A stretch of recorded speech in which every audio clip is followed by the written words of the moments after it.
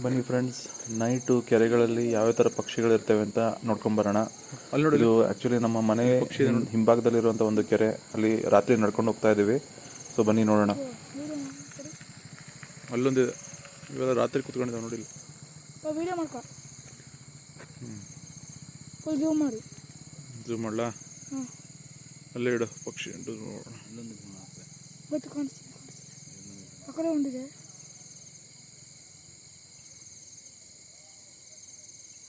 ಈ ಕಡೆ ಬಾ, ಈ ಕಡೆ, ಈ ಸೈಡು. ಇಲ್ಲಿ ಸಖತ್ತಾಗಿದೆ.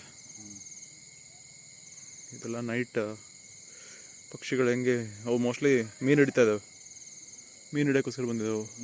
ಓಡ್ತಾ ಓಡ್ತಾ ಓಡ್ತಾ ಹೋಯ್ತು ಹೋಯ್ತು ಹೋಯ್ತು. ಸೊ ನೈಟ್ ಲೈಫ್ ಈ ರೀತಿ ಇರುತ್ತೆ ನೋಡಿ ನಮ್ಮ ಸುತ್ತಮುತ್ತಲಿರೋ ಕೆರೆಗಳಲ್ಲಿ.